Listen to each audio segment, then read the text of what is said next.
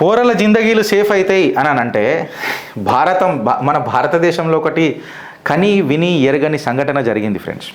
ఈమె పేరు త్రిషా రాథోడ్, త్రిషా ఖాన్. ఇప్పటికీ ఈమె మీద 17 రేప్ కేసులు ఉన్నాయి. అంటే ఈమెను 13 రేప్ కేసులు ఈమె పోలీసులకు కంప్లైంట్ ఇచ్చింది. ఈమెని మొలస్టేషన్ చేసిరు అని చెప్పారు. ఇది 8 సంవత్సరాలలో 13 రేప్ కేసులు ఉన్నాయి ఈమె పేరు మీద. అంటే ఎవరో వచ్చి ఈమెను రేప్ చేసిరట. ఈ త్రిషా ఖాన్ గురించి మనం మాట్లాడేటప్పుడు ఏంటంటే, త్రిషా రాథోడ్ గురించి మాట్లాడుతున్నప్పుడు మనం ఏందనంటే, ఈమెకు 7 పేర్లు ఉన్నాయి. ఏమేం పేర్లు అవి? త్రిషా రాథోడ్, త్రిషా ఖాన్, నూర్ ఖాన్, నూనీ సౌన్ ఖాన్, నూర్ ఖాన్, నూనా అని చెప్పి పేర్లు ఉన్నాయి. ఈమెకు 5 ఫేస్బుక్ ఐడీలు ఉన్నాయట.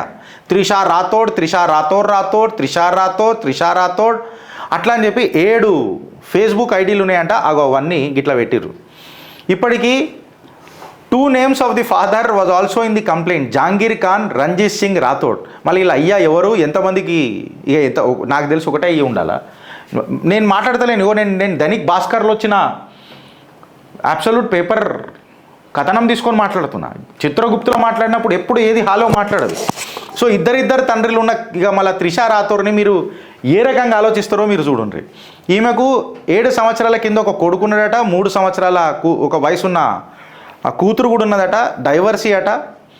ఇప్పటిదాకా ఆమె బూటకపు నాటకాలతో రేప్ కేసులు పెట్టించుకున్నదట, 10 మందిని అట్లా టార్గెట్ చేసిందట, 3 మొలెస్టేషన్ కేసులు కూడా పెట్టిందట, నన్ను మొలెస్ట్ చేసిరని. Total number of cases Trisha Khan పేరు మీద నన్ను రేప్ చేసిర్రు, నన్ను మొలెస్ట్ చేసిర్రు అని చెప్పి టోటల్ 13 కేసులట. ఈమెని ఫస్ట్ హ్యూమన్ ట్రాఫికింగ్ కేసులో జనవరి 6, 2008లో అరెస్ట్ చేసిరట. దాని తర్వాత ఈమె మీద 2 దొంగతనం కేసులు ఉన్నాయంట, ఎక్స్టార్షన్ కేసులు ఉన్నాయంట, సూసైడ్ కేసులు ఉన్నాయంట, registered in different police stations of Jaipur అట. ఇవే కాకుండా ఇంకా మస్తు కేసులు ఉన్నాయని చెప్పిండ్రు. అయితే కట్ చేస్తే సీన్ చేస్తే లోపలికి ఎందుకు గిరీష్ చచ్చిపోతున్నా అంటే, త్రిషా రాథోడ్ అలియాస్ నున్హార్ ఖాన్, ఉజ్జయిన్ మధ్యప్రదేశ్కి చెందిన ఈ మహిళ సందీప్ దహియా అని చెప్పి సోనిపట్ హర్యానాకు చెందిన ఈ యువకుడిని అడ్డగోలుగా మోసం చేసింది. నవంబర్ 24, 2019కి ఒక రేప్ కేసు రిజిస్టర్ చేసింది నబీ కరీం పోలీస్ స్టేషన్ ఢిల్లీలో. ఈయనని జైల్లో 105 రోజులు పెట్టింది. ఈయన రీసెంట్గా 4 ఏప్రిల్ 2025కి బయటికి వెళ్ళిండు. హజారీ కోర్టు నుంచి బెయిల్ తీసుకొని బయటికి వెళ్ళిండు.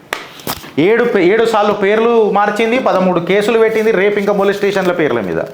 అయితే సందీప్ దహియా ఏమంటాడంటే, ఆమె కేసు పెట్టి వెళ్ళిపోయింది, నేను 105 రోజులు జైల్లో ఉన్నా, పురుషుల పట్ల ఏ రకంగా నేను సమర్థించుకొని ఇప్పుడు నా మీద బురదజాలు వెళ్ళిపోయింది, ఇవాళ నాకు బెయిల్ వచ్చిందొచ్చు, కాకపోతే నన్ను చూసినోడల్లా నన్ను అవమానించి చూస్తున్నాడు, నేనేం చేయాలా, ఈ బురదను నేను ఎట్లా కడుక్కోవాలా, ఇంత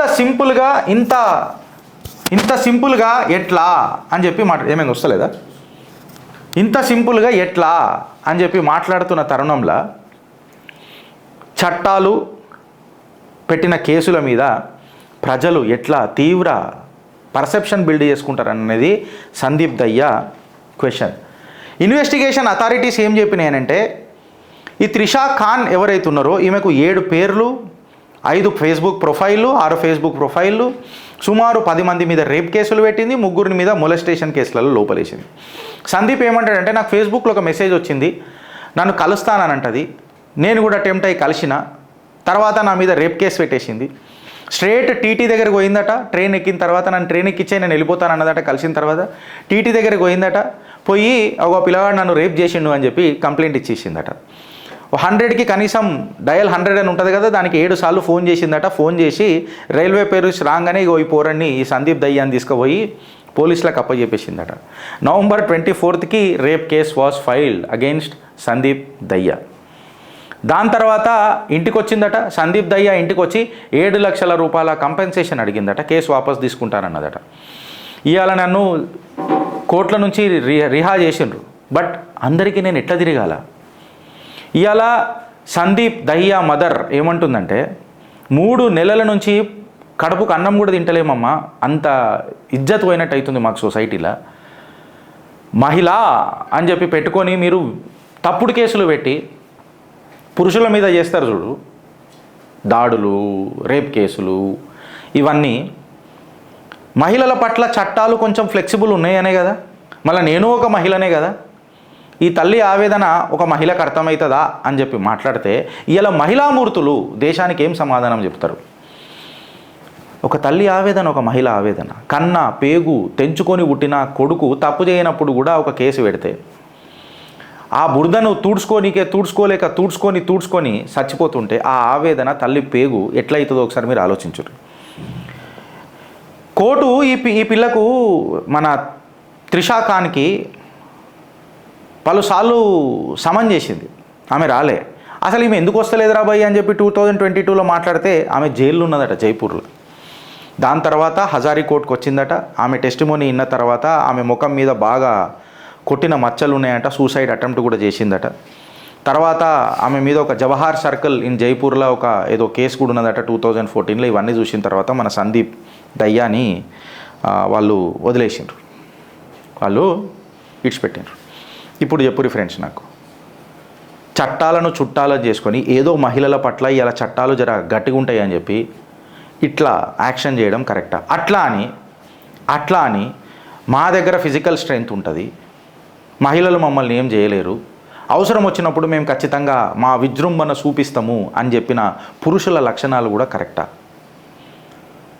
ఇది ఇట్లా జరుగుతుంది అని అంటే మీరు మీ వల్లనే ఫస్ట్ ఇట్లాంటి చట్టాలు వచ్చినాయి, పురుషులు కూడా అర్థం చేసుకోవాలి. ఇట్లాంటి చట్టాలు, ఇంత ఫీమేల్ ఇంక్లైన్డ్ పొజిషన్లకు చట్టాలు వచ్చినాయి అని అంటే అది మీ వల్లనే వచ్చినాయి, ఒకసారి మన వల్లనే వచ్చినాయి. అందులో మేము పురుషుడు అంటే మేము కూడా ఉంటాం కాబట్టి మన వల్ల వచ్చినాయి, ఇది అర్థం చేసుకోవాలి. ఇవాళ మీకు అన్యాయం జరిగింది కదా, సందీప్ దయ్యా లాంటి వాళ్ళకి అన్యాయం జరిగింది కదా, ఎక్సెట్రా అని చెప్పి మాట్లాడితే, బట్ దీన్ని పెంచి పోషించింది కూడా మనమే కదా వెనకటికి.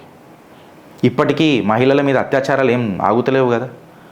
వీబీఐటీలో జరిగిన అత్యాచారం మీద కూడా మనం ఏమన్నా మాట్లాడుతున్నామనంటే ఇంతవరకు మాట్లాడతలేం కదా. అట్లా ఎన్నో సంఘటనలు కూడా మన దగ్గర ఉన్నాయి కదా. మాట్లాడుతున్నామా అంటే మనం మాట్లాడతలేం కదా. ఇది కథ. సో దీని మీద మీ అభిప్రాయం ఏందో నాకు ఒకసారి చెప్పురి ఫ్రెండ్స్, ఆలోచిస్తారా అండ్ అనుభవిస్తారా?